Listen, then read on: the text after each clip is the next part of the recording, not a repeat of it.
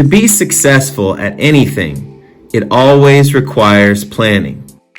So before we pull a handle, we're going to want to lay out some tools: a smoothing tool, a sponge, a needle tool, and a water bucket.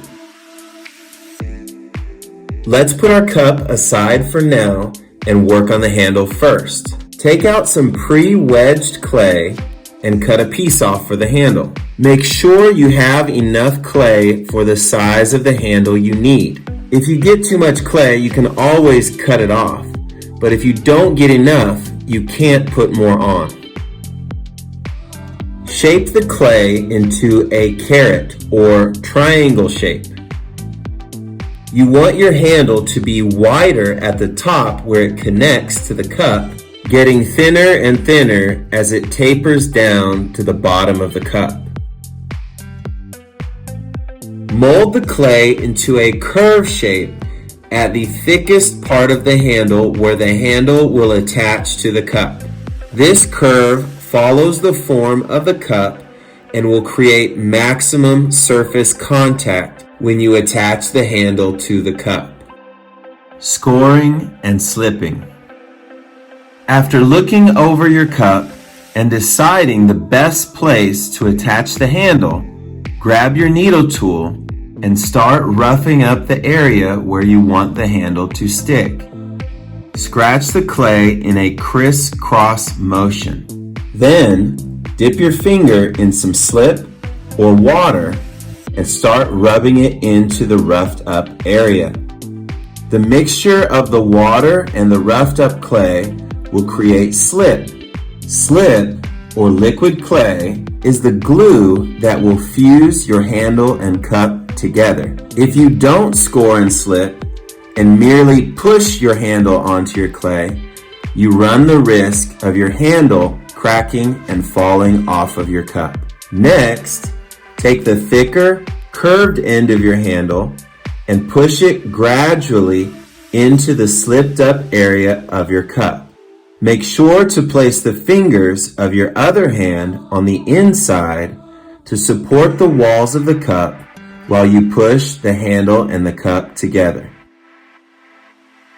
Make sure that you're satisfied with how it's attached and how it looks before you begin to pull the handle. After we've attached our handle, let's flip the cup upside down so that gravity will be in our favor as we pull the handle. At first, you want to be very gentle. You're simply wetting the clay, letting the water soak in so that you can manipulate it.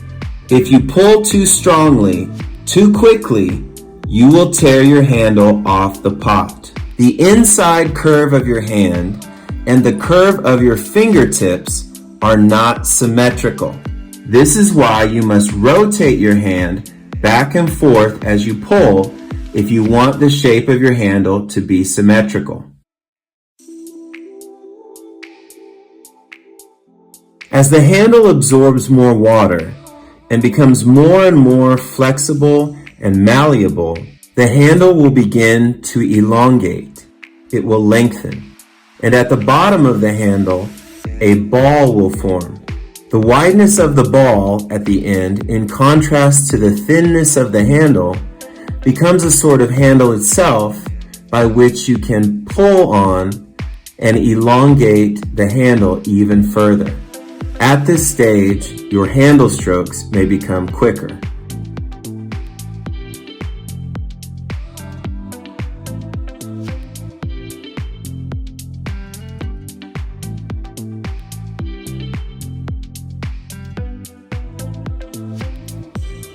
Once the handle is long enough to span the length of the cup, I like to take my thumb and put a groove in the center of the handle.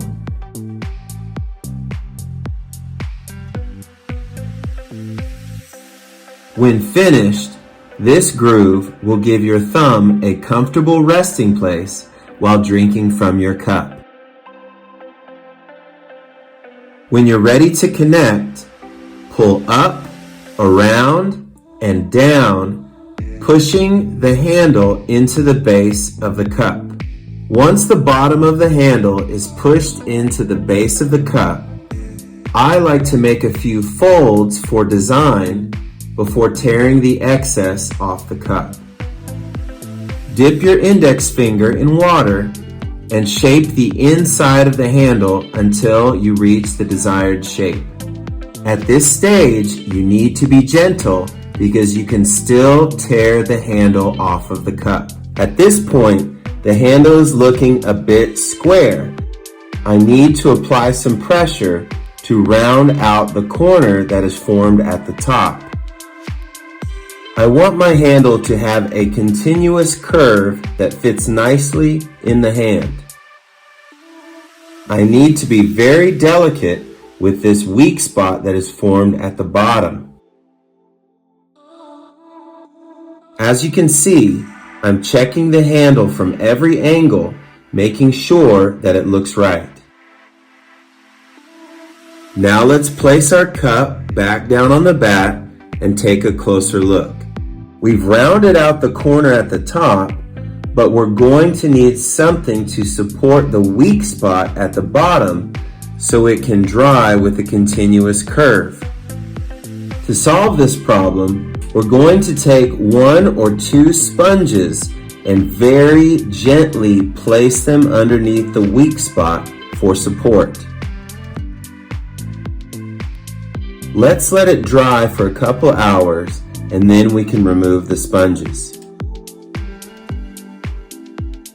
After we remove the sponges, let's check to make sure the handle dried the way we wanted it to.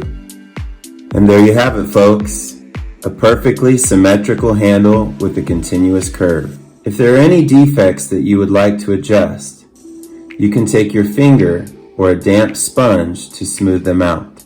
Last but not least, you want to take a wooden carving tool and sign your name in the bottom. Take a plastic bag and loosely cover the cup so that it may dry slowly. The handle and the cup have different thicknesses. Therefore, we want the cup and handle to dry slowly so that they dry together. If they dry unevenly, the handle can crack and fall off the cup.